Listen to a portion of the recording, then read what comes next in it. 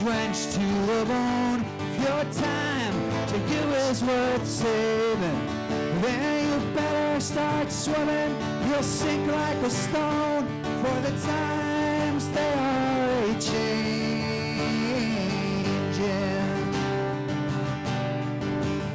From writers and critics who prophesize with your pen, and keep your eyes wide, the chance won't come again. And don't speak too soon, for the wheel's still in spin, and there's no telling who that it's naming. For the loser now will be later to win, for the times they are a-changing.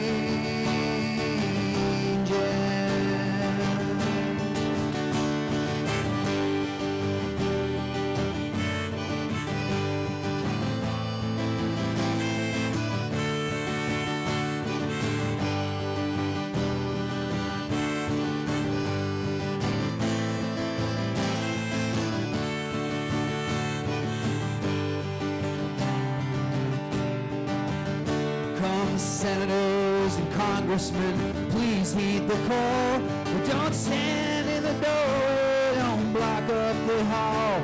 For he that gets hurt will be he that has stalled. The battle outside is raging. We'll soon shake your windows, we'll rattle your walls. For the times, they are a-changing.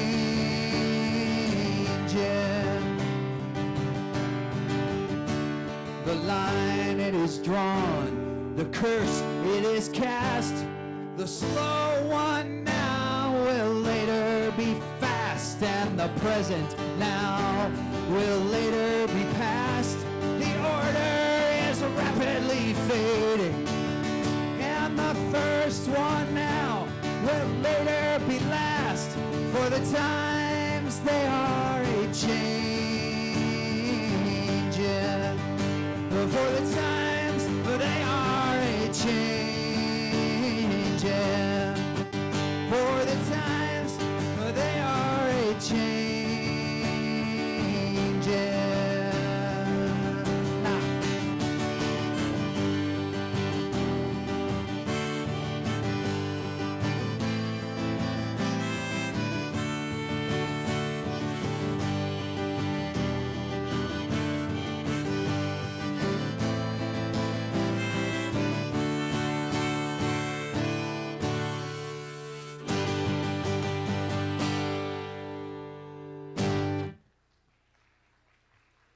All right, a little Minnesota music for you. One more song.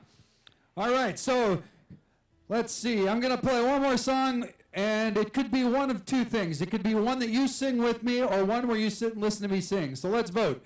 Raise your hand if you would like to sing a song with me. Okay, raise your hand if you'd like to sit and listen to me sing. Oh, sit and listen, you win. All right, well, here's a song that seems especially appropriate for a Synod assembly.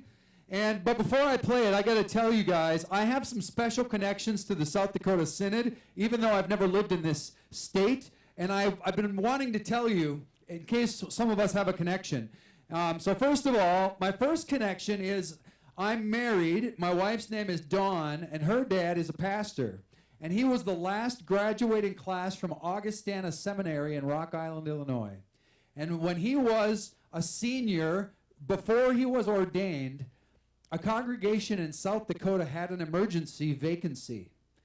And they called Augustana Seminary and said, can you send someone to Frederick, South Dakota, to fill in for the summer, because for some reason there was an emergency pastoral vacancy. So my father-in-law moved to Frederick for 3 months before he was ordained and served as the emergency pastor in Frederick and Savo and some other surrounding communities. That's a little place just north of Aberdeen, South Dakota. Woo-hoo! And so anybody who's from Frederick or Savo, we need to hang out later. And also, another connection I have to your synod is when I was in high school, my congregation got a new pastor, and he was young and kind of a crazy hippie with long hair. And He was a big influence on my life. Later on, he went on to be a pastor in your synod for many years, and his name is David Van Clay. And and Pastor Dave served your synod at Custer Lutheran Fellowship for many, many years, and now he's back in my old neighborhood in the Northern Great Lakes Synod. Now he's at Messiah Lutheran Church. And so anyway, I'm excited. I'm going to Facebook Pastor Dave and say, I hung out with South Dakota all weekend long. So when I was in high school, Pastor Dave Van Clay was my youth group pastor, and he invited me to be on a committee when I was a youth. And it was awesome. Raise your hand if you served on a church committee when you were a youth. Anybody do that? Oh, yeah, baby. And so I wrote this song because I thought to myself, you know, there are no rock and roll songs about church committees. And I thought somebody needs to write a song for that.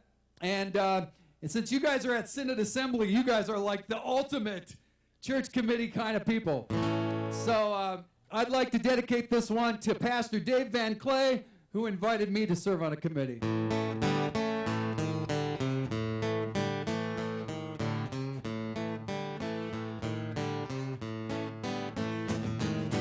I go out to church now, I'm working my committee for the Lord.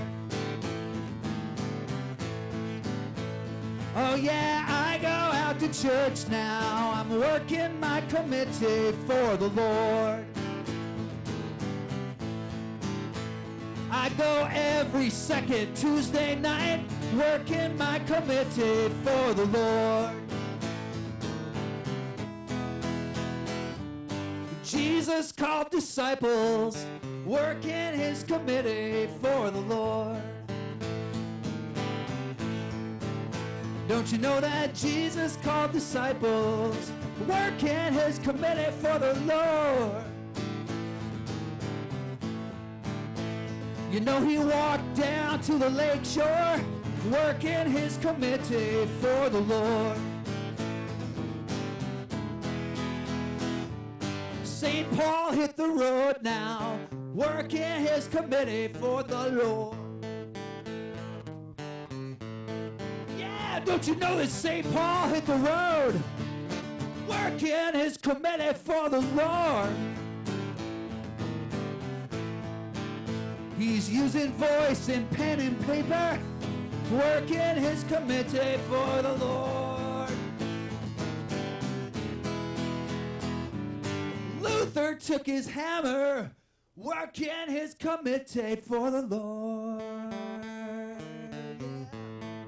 Oh, don't you know that Luther took his hammer, working his committee for the Lord? Yeah, you know he walked up to that front door, working his committee for the Lord. Oh yeah, guitar solo.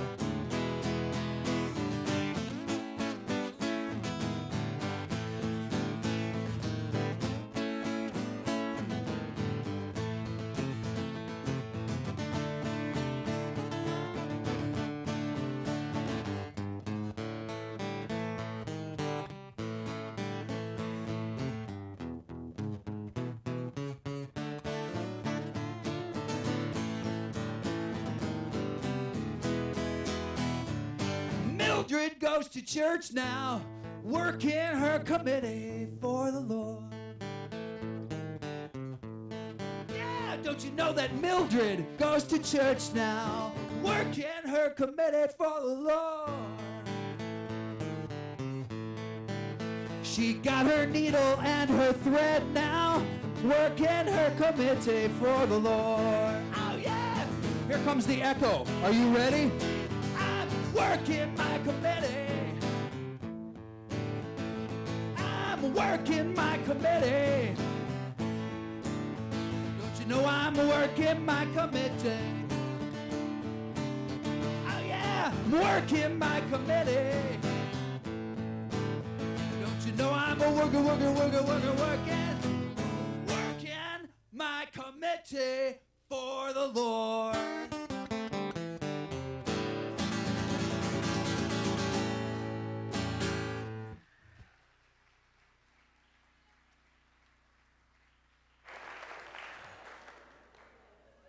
I can see that that's a hit, can't you? Soon to be on radio stations everywhere. On Sirius, probably going to win Song of the Year. Nice job. Thank you very much. Great having you here. Very much appreciated.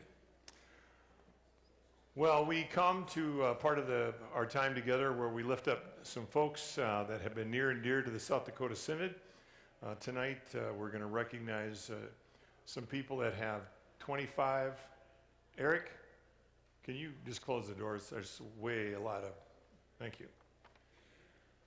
We're going to be recognizing Pastor Tim Tees and Pastor Susan Wolf for 25 years. And then we have Pastor Don Lehman for 50 and Pastor Norm Eitram for 60. And then we have some people that are retiring, which, not a good idea. I mean, what do you think? Should we talk them out of it, or what do you think? Huh? Yeah. All right. So let us begin. Pastor Timothy Tees, currently serving, yes, time to come forward. Serving in Canton, down amongst the folks down there next to the river. Knows a little bit about flooding. Yep. He tried to build a baptistry down in the basement of the church. That did not go well.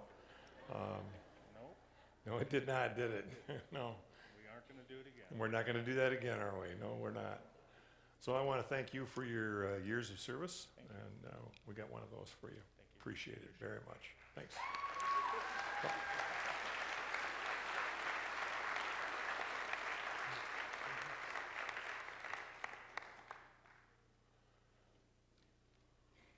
All right, thanks. And then Pastor Susan Wolf, I'll just come right there. You stay right there. And we want to recognize your years of service and appreciate you being here this evening and all that you've done for the life of the church. Thank you. Okay?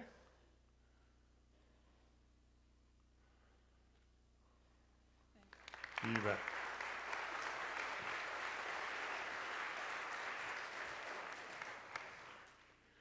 So could the layman's come forward? 50 years, Don and Sharon. My experience with you guys has always been one where a lot of change in my years watching you work at Our Savior's. And the one constant that I could always count on was your work there. So, thank you very much. Thank you very much. And I know you did other service in other parts of the church, but from my vantage point, that was absolutely the best. So appreciate your work at Our Savior's. Thank you very much. You bet. Good news.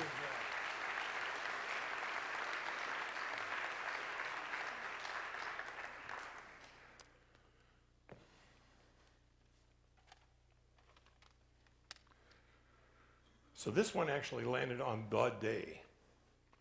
So 60 years ago today. You want to come up? Norm and Clarice Eitram. 60 years ago today was his ordination date.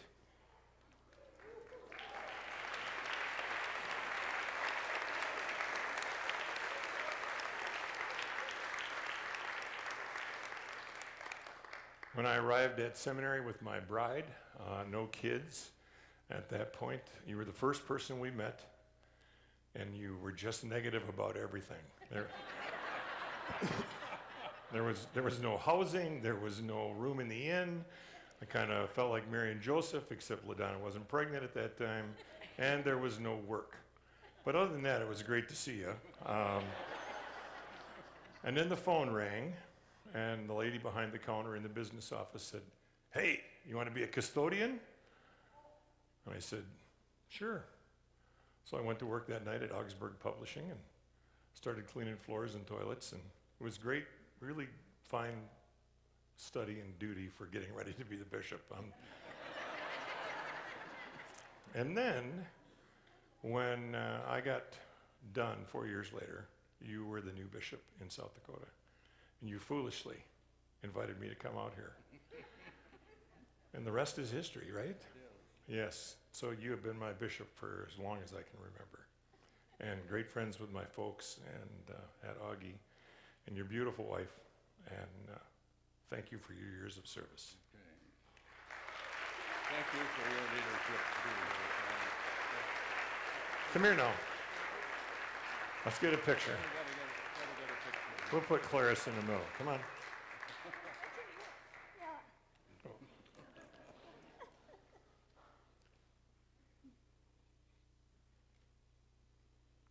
Thank you. Thank you.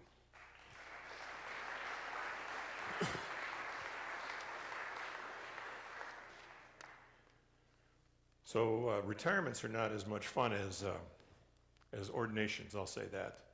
But if the bunks could come forward. So we got to meet for the very first time, other than going to seminary together. This one is for you, and this one is for you, as we actually met in Cameroon.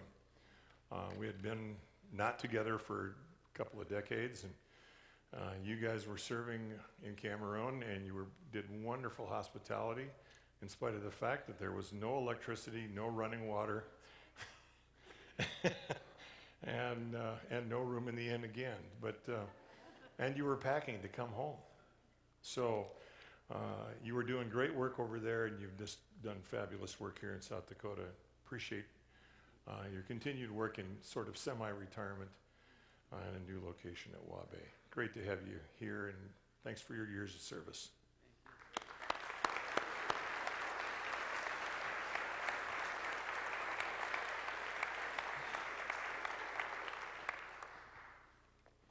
And if we could get the Shrubas up.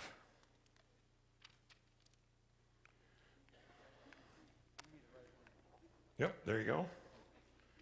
And there you go. So if you want to stand over here and yeah, it'd be great. So thank you very much. It's been a joy having you in South Dakota. I know the folks up in the northeast corner have appreciated your years of service, and you're one of those people that are leaving the Synod, which Two. Yeah, I'm leaving too. I know. Yeah, you being I've two. already heard. Yeah. So we're not pleased about that either. But there's that whole thing about grandkids. Yes. You know, and I don't like grandkids either, so especially if they don't live in South Dakota. Anyway, thank you very much for your work, and blessings on your future as you enjoy the family and your life together.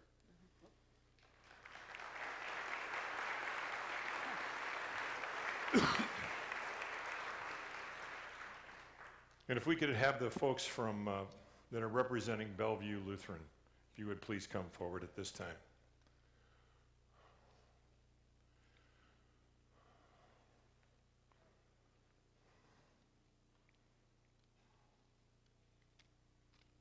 Is that enough?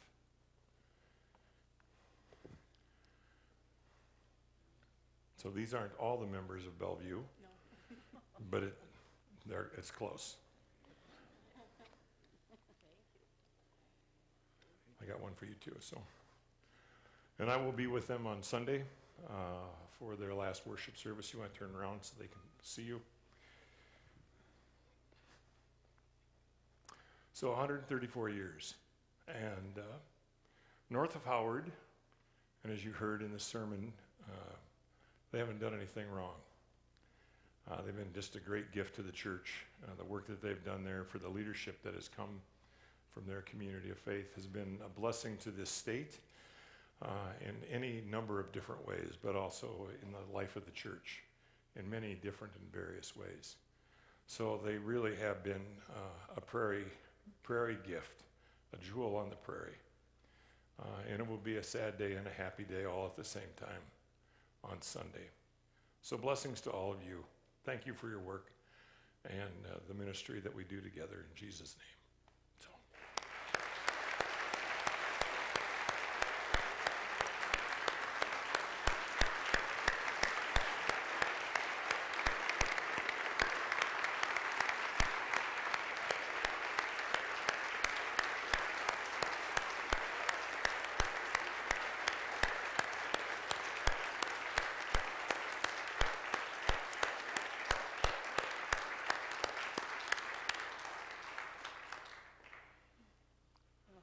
450 people there Sunday. I know.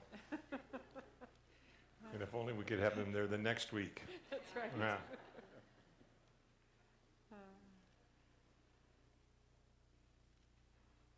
Thank you very much. We'll see you on Sunday. Great to have you here this evening as well.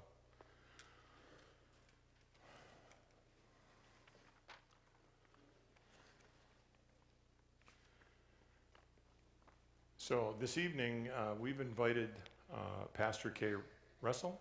Where's Pastor Kay at? Okay. She is under call from the South Dakota Synod Council, serving at Pine Ridge. If you want to just give me a second while I talk about you for a little bit. Carry on. Thanks.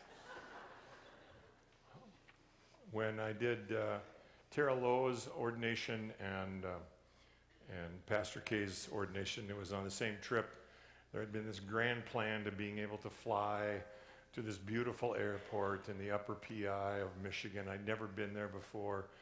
And Google kept telling me that you had to take like 42 days to get there. And I thought, that is not possible. You cannot drive that slow. I mean, we're down to just over horse and buggy speed. And then I got there, and it's true, you cannot go that fast. The roads keep getting narrower and narrower, and they get more windy because it's all timber and lakes. Wow.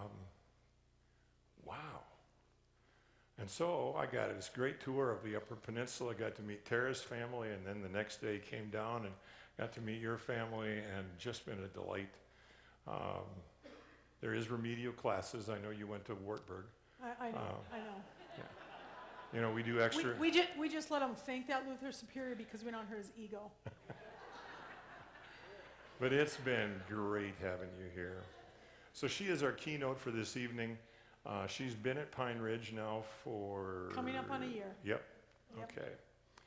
So we wanted you to hear from her as the work that she's been doing at Pine Ridge. So Pastor Kay. Thank you.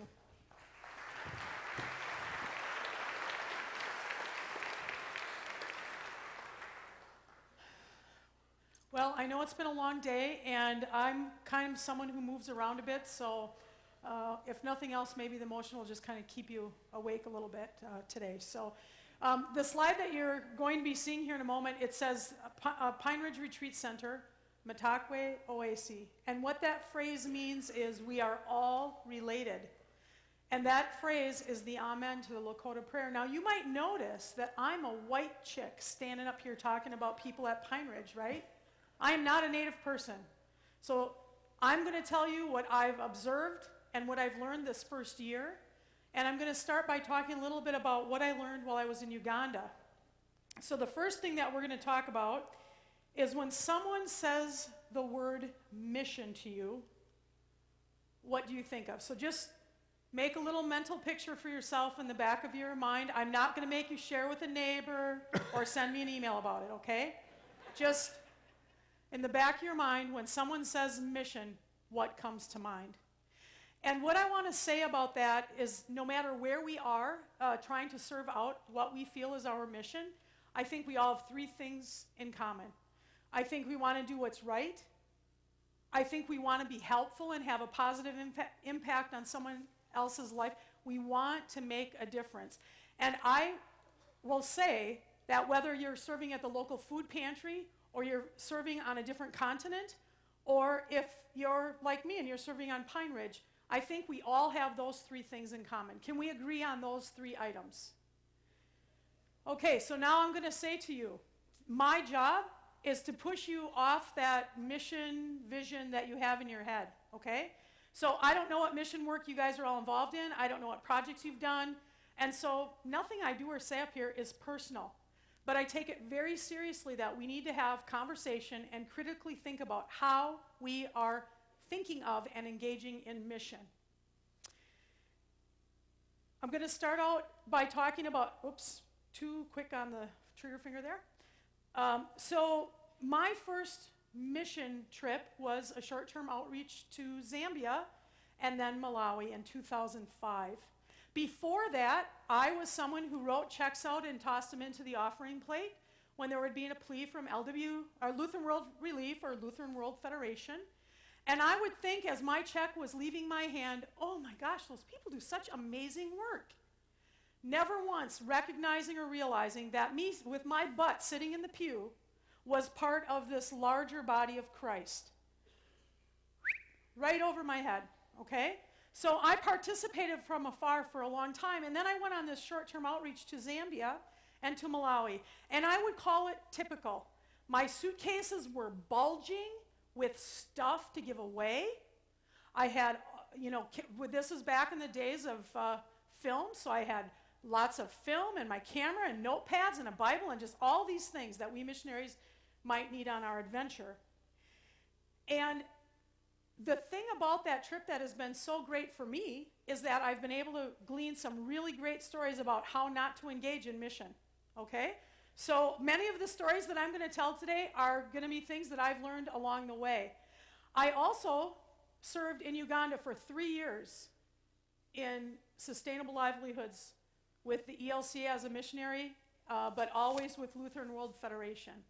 And so in that 3-year time period, I started to have a different kind of understanding about what is mission and what does mission work look like in order for it to be helpful to people. And we always want to be helpful, but that is not always what happens.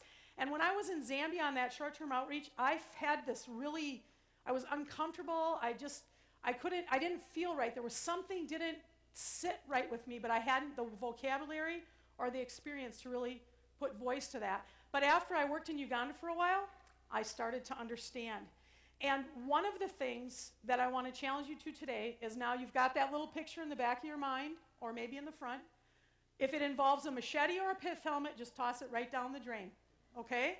So I want you to just let go of all those preconceived notions, and we're going to just have a primer so that then we can begin to launch and think about how we are participating with folks in Pine Ridge. So we as the church most often are involved in emergency relief.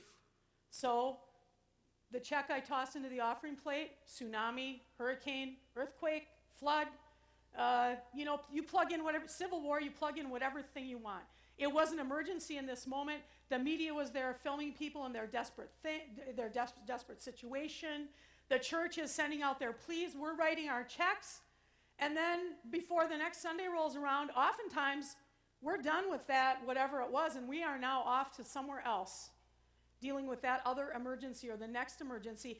And the folks who were in this first place, we leave them in a really rough spot because there's not really a good way for them to get from emergency relief to development without some sort of assistance in this transitional phase.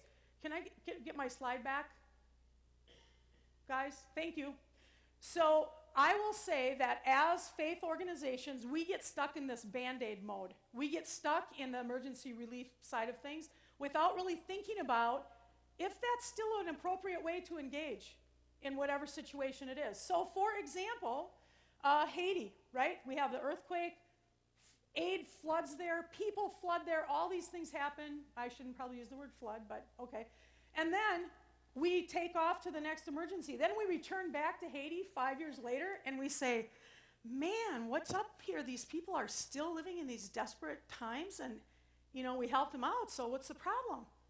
But the reality is without help in this transitional phase from relief, emergency relief, to development, they can't get from there to here. And when they try, they get partway and they come back to this emergency relief situation in even deeper poverty. Okay? Now, I am not saying there's not a need for emergency relief. There is. But it is not the only answer. Okay? It is not the only answer. All right, so these are two different, it's a comparison. So take a look at these two lists. I'm not going to read all of it to you. But what I want to call your attention to is that the charity-based side of things is dependency-driven. So we give things to people, they accept things. They don't get asked what might be helpful to them. We don't sit with them and talk with them about how we can be helpful. We just say, here we are with whatever it is that we've got to offer, and there you go. And by the way, I think you didn't thank me for that, okay? We often have those kinds of conversations, right? When we go over to the sustainable livelihood model of things, it's all about the process.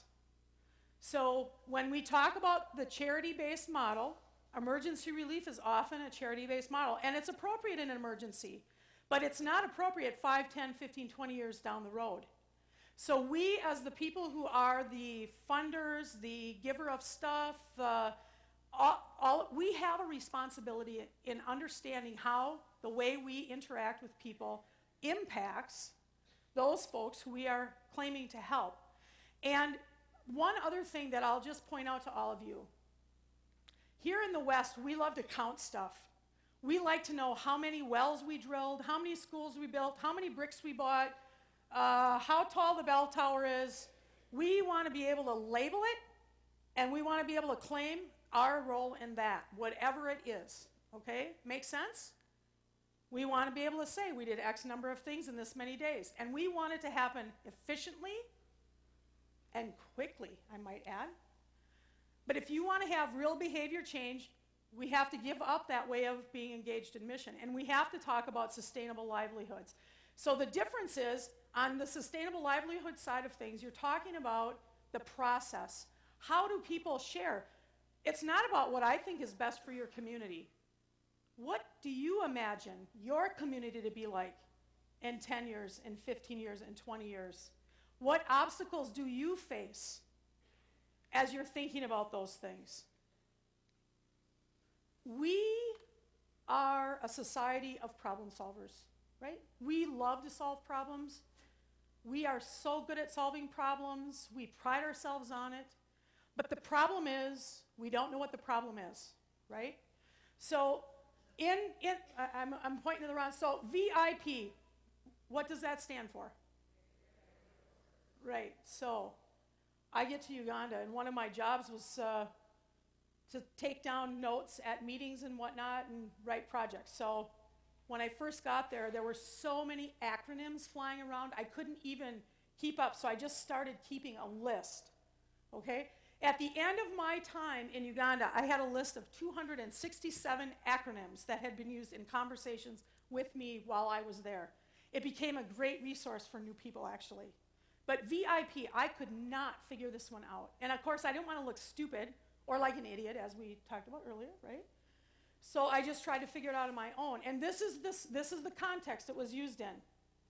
In the camps up north, we do not have enough VIP latrines to accommodate the population there.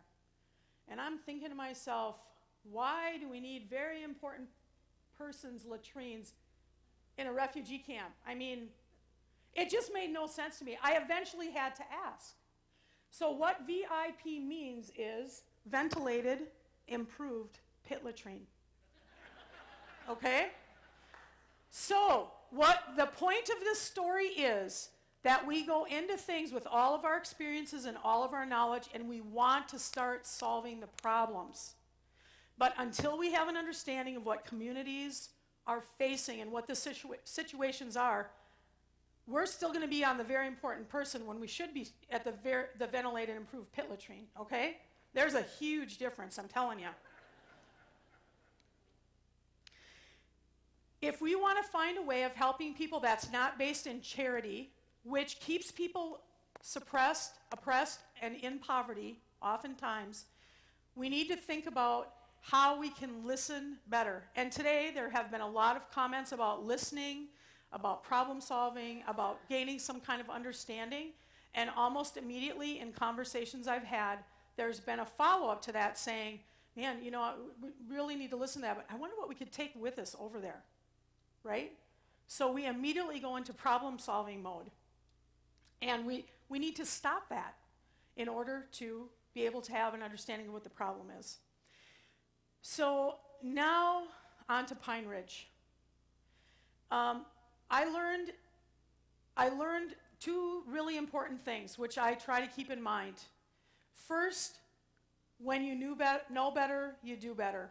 So you might try something, and if it doesn't work, you go back to the drawing board and you have conversations, and you say, you know, this didn't work, and you try something else.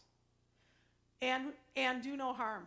Intended or not, often our efforts create harm. And so those two things are something that is always in my mind. If something cannot be sustained by the community when I walk away, we need to go back to the drawing board and figure out how we can make it sustainable. It's my responsibility as someone who's trying to be helpful to do that. Bernie Sanders was on Pine Ridge over at the high school here, I don't know, a month or so ago. And I went to that event, and he gave opportunity for people who were sitting in the assembly at the high school to share, to ask questions, to comment. He asked them questions, and he waited for their responses. And one woman stood up and said, when we talk about Pine Ridge, we need to remove the word substandard from our vocabulary. In Indian country, we have some substandard healthcare, substandard education, substandard access, and infrastructure. We need to remove the word substandard from our vocabularies when we talk about Indian country. And I thought that was very poignant. So because we need to talk about the statistics, I'm going to go through some of those, and then we're going to move off that, because the reality is we know the statistics. We know there's poverty, we know there's unemployment, we know all of that. We have a very one-dimensional view oftentimes of what we are going to see or experience when we come to Pine Ridge, or anywhere else in the world that is stuck in a cycle of poverty. The reservation itself originally the reservations were prisoner of war camps. So it was POW Camp 344. That was a designation of Pine Ridge. The reservation is approximately 2.2 million acres. It's the 8th largest reservation in the country, and it's the 2nd largest in South Dakota. One thing that I've learned about Pine Ridge is there is no sure answer to any question. And even if you think you might have an inkling of something, there's always conflicting information. So as I'm trying to sort through these things, there's going to be some places where I'm going to share a range of things. So population estimates. The 2010 census estimates population at 19,000. Housing folks estimate population at 28,000. And the tribe estimates population at 48,000 on the reservation, okay? So you can see that huge disparity. So the census and any sort of assistance that's given is based on 19,000 people, when in reality, we probably have almost 50,000 people, okay?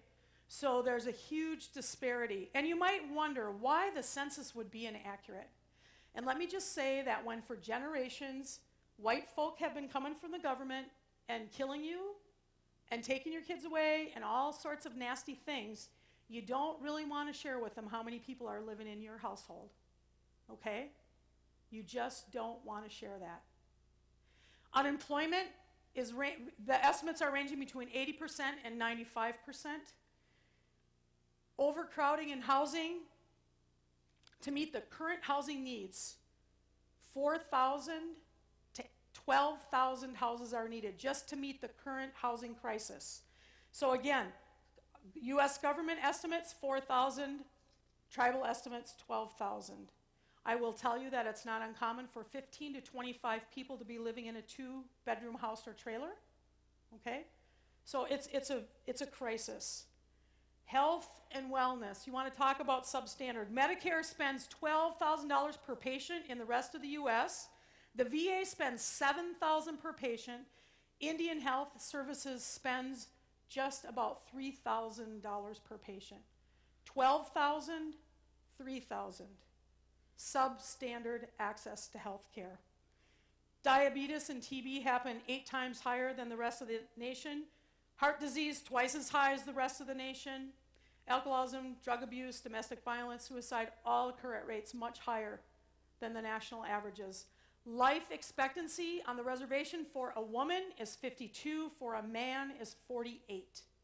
The only country in this hemisphere with a lower number for life expectancies is Haiti.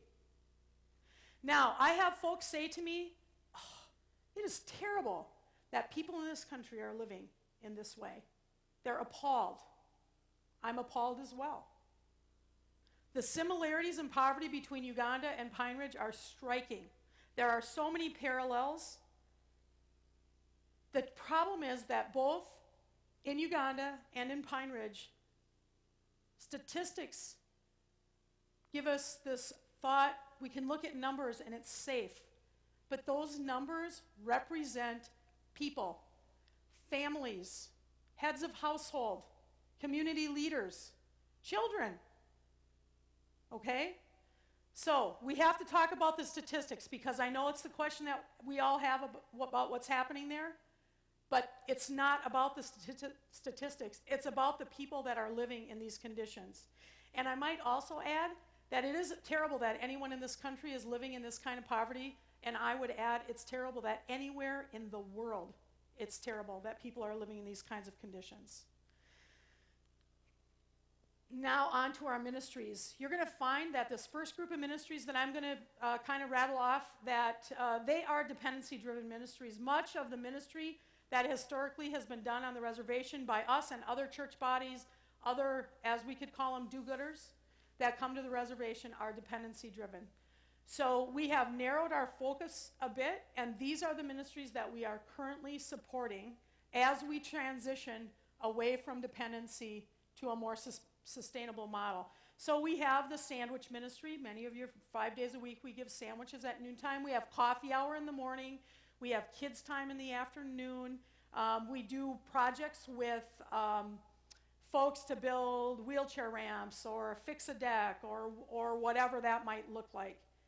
And one of the things that is really challenging, I'm going to just let you guys all in on a secret, and I hope it's not going to make anyone change their reservation, but the service project piece of this is just bait to get you to the reservation so you can learn about the culture, okay? So we do these things, and it's to get you to come, to get you to share and care. And then once I get you there, then we can meet with some elders. We can learn about the culture. We can talk about our stereotypes and the dangers in those. So we have this threshold ministry, which are these things, we give. We can count how many sandwiches we give out every day, and the people who fund that, I very happily report to them how many sandwiches I serve every month, and we can count, charity-based. You see that connection there? But once we start to sit with each other and we start to learn, cultural immersion, if you want to call it that, but also there are stereotypes of white people. And so for me, every opportunity that I can get you to sit down at a table with someone or stand at the line in the grocery store or wherever, and there can be a conversation, I'm going to do everything I can to make sure that happens. We have some really difficult conversations when we're there. It's a difficult situation, I won't lie. But I believe that it is our responsibility to have an understanding of these things, to educate ourselves in what that looks like. One significant difference for me, my time in Uganda versus Pine Ridge. In Uganda, you had the Ugandans, the oppressed, and you had the British, the oppressor, the colonizer. At Pine Ridge, I represent the colonizer. I represent the colonizer, okay? And not only that, I also represent Christianity, which did terrible atrocities to people in the name of God since the very first time they landed. And I'm going to just have a little side note here. Tomorrow we're going to be talking about the doctrine of discovery. And today, while I was sitting in this very assembly, I saw information put up and I heard things said that are the result of the doctrine of discovery. And they're still part of our vocabulary and our conversation without even knowing or understanding what that is. And basically what that is, the Pope, in the time when the Pope was the most important person in the world, very powerful, made a decree, papal bull. You plant your flag and your foot in non-Christian lands, you claim that for the church and country. That's our land. And the people who you find there are to be made slaves. We have no regard for them. They're substandard. Okay? And then we in the United States took that one step further and we had manifest destiny. So our national myth is that there was this vast, untamed land Do you hear the music playing in the background yet? Right? Vast, untamed land that we settled and we tamed as these amazing pilgrims and pioneers. This great adventure story. I'm here to tell you, folks, those lands were inhabited, and there's not a single person that lives in this entire country that's not living on land that was taken from Native American Indian people. That's the reality. Okay, sorry about that little sidebar there, but you know, it's just had to happen. So I've been there just about a year, and I pretty much knew before I even went for my, I'm sorry, I got ahead of myself. So one of the critical questions that we need to ask ourselves is, what role do we play in creating dependency? We become very insulted when somebody is standing with their hand out, right? We do. We see no reason for it.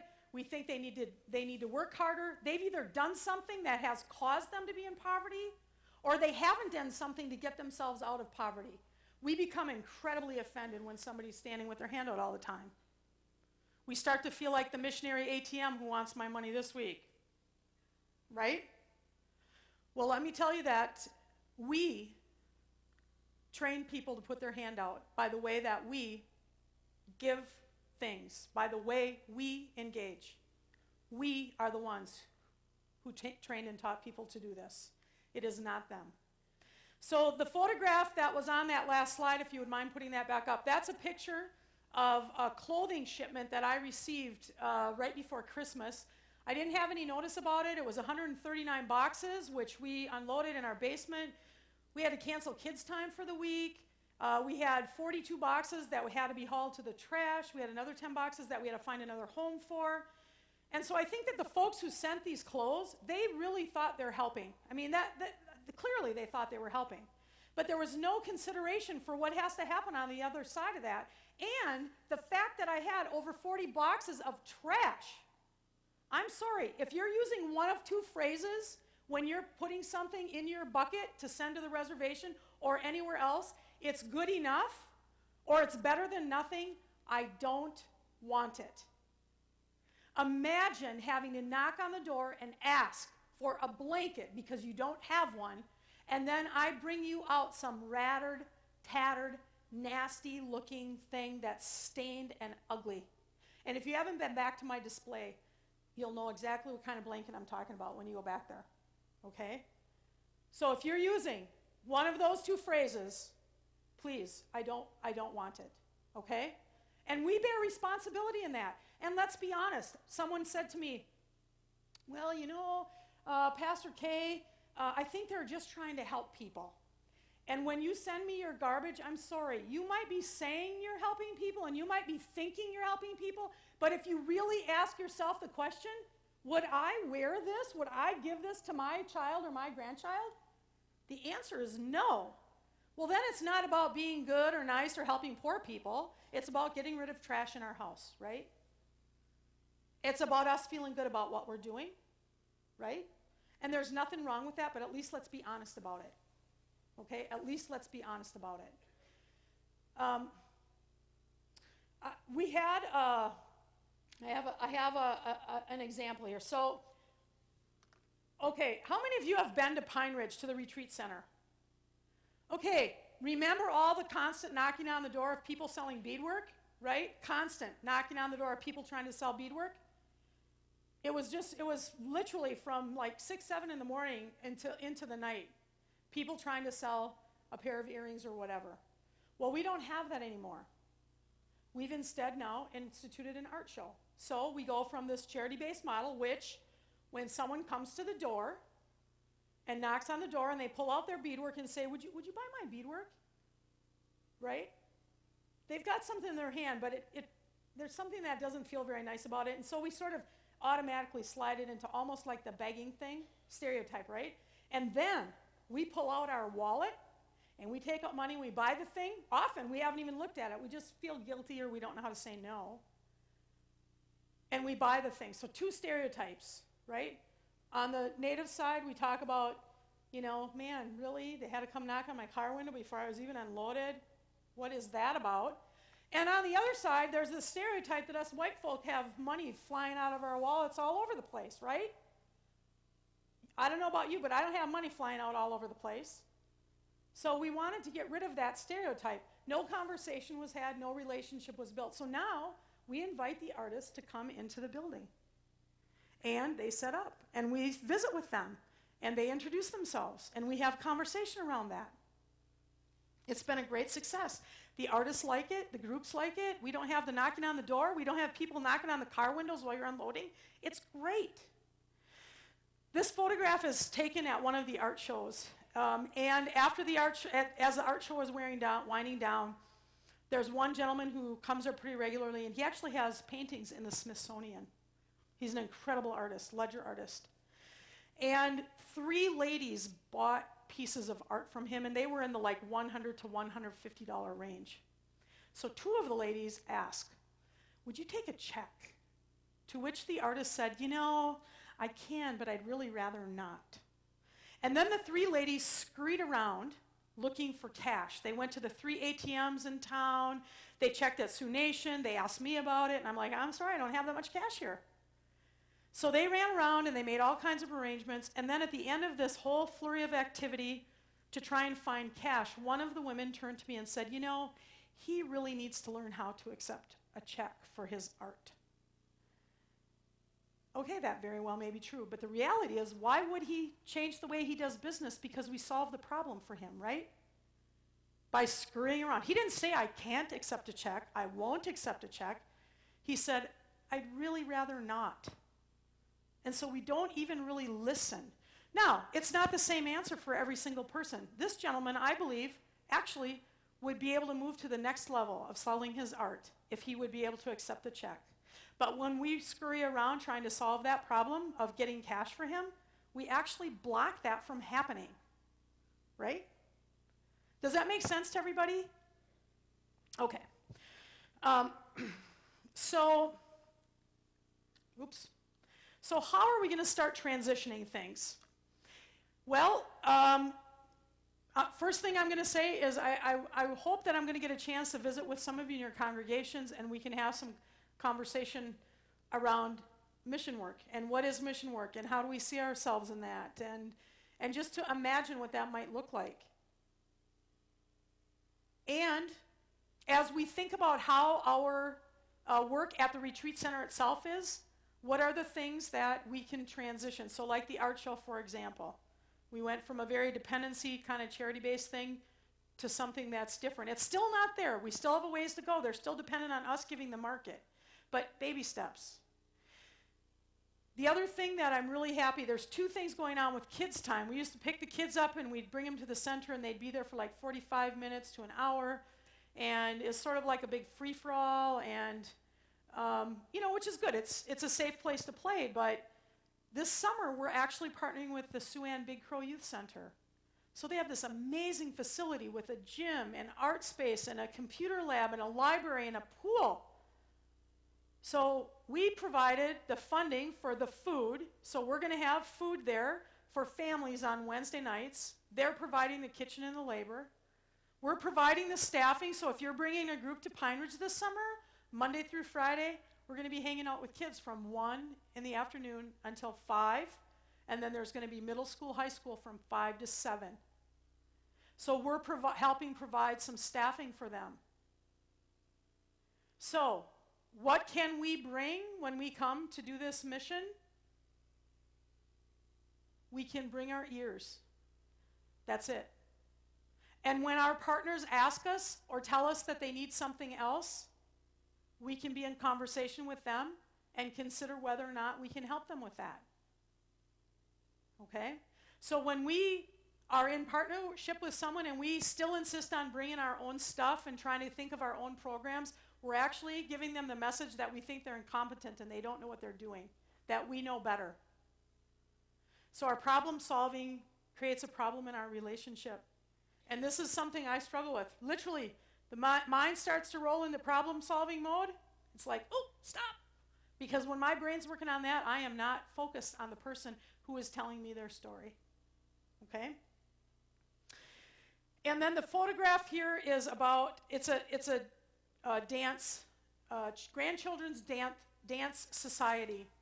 So I don't know, some of you may know Kelly and Susie Looking Horse. They are teaching kids how to do traditional dance and drumming. And so they came to me last year, right before Christmas, how's it going? You're going to go visit the family, just kind of chatting. And they said, we always thought it would be great if we could have a dance group out of this building, to represent the retreat center. And some of these kids in the neighborhood, they don't have anyone to show them how to do dancing. And I said, well, so let's talk about that. What are you thinking? How many kids? How many practices? What regalia? What are we looking at? So I'm writing notes like crazy and asking questions. And so this is what it was left before Christmas break. I'll keep my ears open. You never know what can happen. I'm going to be home. And, if the right opportunity comes along, I'll just ask. So let's really seriously think about when this might happen. So I went home for Christmas, and I had a few conversations, but, nothing too serious. And I got back to the retreat center. And someone who had talked to me, and actually I think that it was at Calvary in Rapid City, but I'm not sure. I haven't tracked this. My divinity detective hat isn't on yet. So I got back to the center, and someone had nominated us for a grant from Thrivent. And so there was a check for $10,000 in my mailbox when I got back. So it funded the dance team, or the dance group, and it's funding all the food and all the stuff for the kids' time this summer. And so God does provide. And I had no idea that any of that was happening. In fact, I think I called Lois because I didn't have anyone to tell about it. I was like, hey, Lois, I need to tell somebody about this.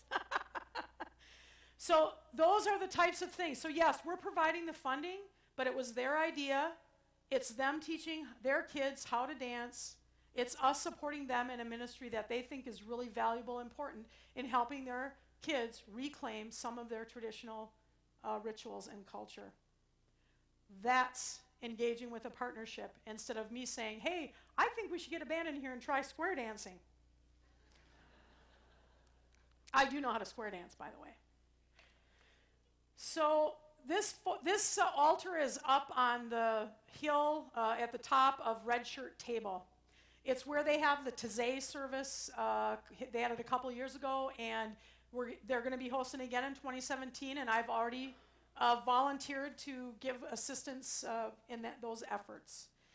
And I think one of the most challenging things for us to remember is that we are not bringing God to anyone.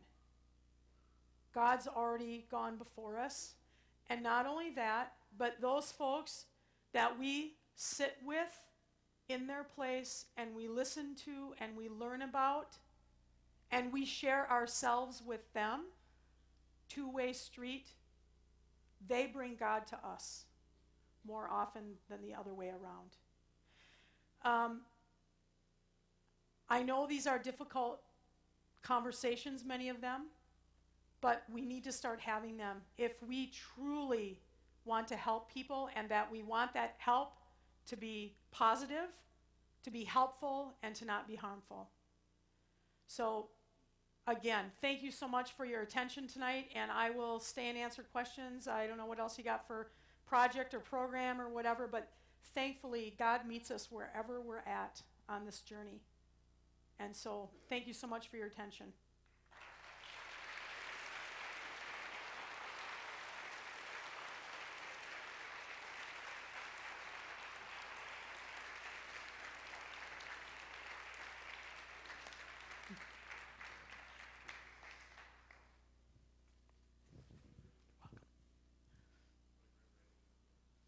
Pastor Kay, it really has been wonderful to have you here serving in South Dakota. And we started a year ago with the Synod Council meeting out there. Not that you had anything else to do besides unpack, because I think you beat us there. I did by a month. And actually there's kind of two timetables. So I've been there 1 year in Synod time, but on the reservation that's more like about 15. So I'll be filing for a bump in my seniority here real soon. Thank you very much. Please find her back in the displays and have conversation with her. What do you think? I think we ought to have one more song, don't you think? I think that'd be lovely. And we should sing together. Oh, yeah.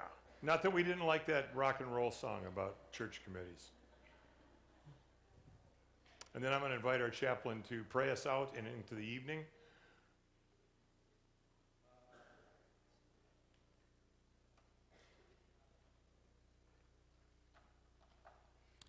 All right. Let's sing 837.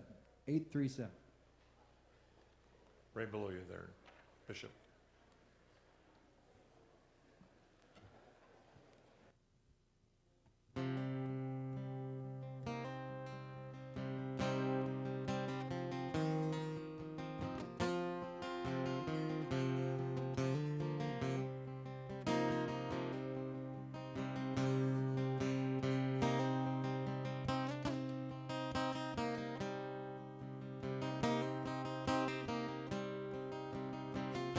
Eight, 3-7.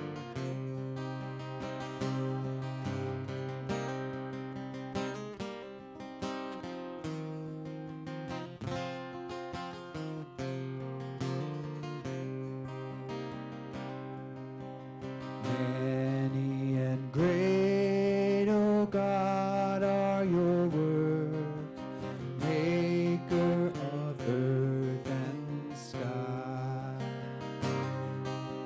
Your hands have set the heavens with stars.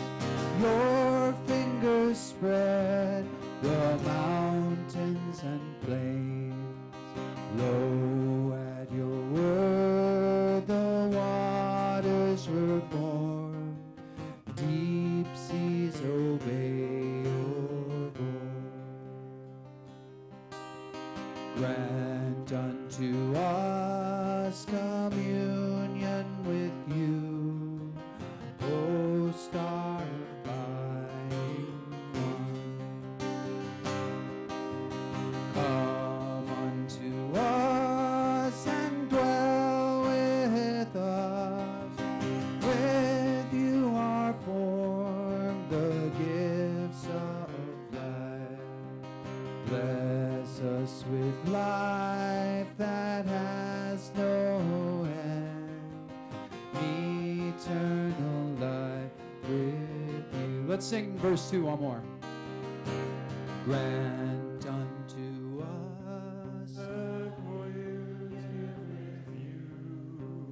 O star abiding and dwell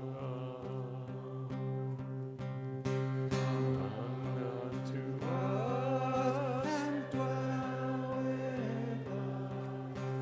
With you are found the gifts of life. Bless us with life that has no end.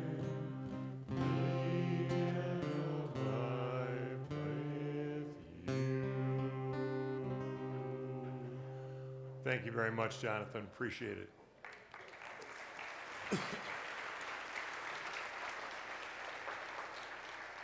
We are now at the end of the day, and it is the time now for reflection and conversation and relaxation throughout the community, wherever you're staying. Please be careful. We invite you to come back at 7 in the morning for our mission prayer breakfast. If you come just slightly before that, it will aid in the gathering up of food, and we are going to be hearing from our presiding bishop from Cameroon. He will be bringing the keynote at our mission prayer breakfast. Following that, we will gather in worship at 8. Worship will start at 8:15 here in the sanctuary, and then we will continue on through the day. So please keep track of your voting machines. Do not sell them on the street. They will not help anyone else, it's just, so keep track of them, bring them back. Please do not turn them into staff expecting they will give them back to you in the morning. Just keep them sort of tucked away with your credentials, all right? So have a great evening. Before we close, I wanted to invite our chaplain, the Prairie Poet, Pastor Gary Westgard, to pray us out of this evening and into a night of rest.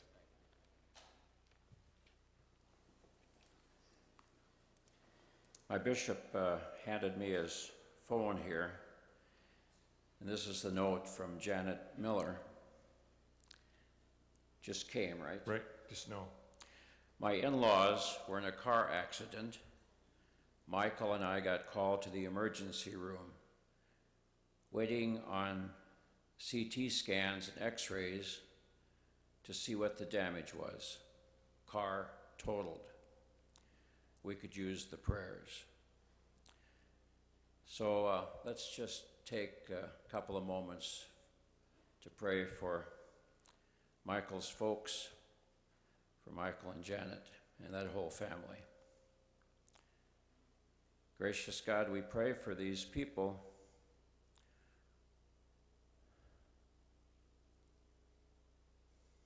Michael and Janet and Michael's parents. Pray for the doctors, medical professionals who are working with them to help them work through these people to bring healing to their bodies.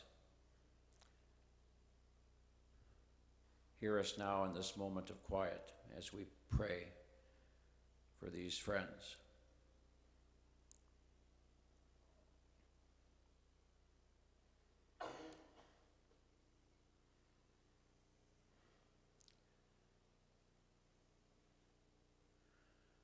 Lord, in your mercy, Hear our prayer. Carl was in a care center in a unit for people diagnosed with Alzheimer's. I had not met Carl before this terrible thief came and robbed him of his precious memories, robbed his family of a husband, a father, and a grandfather.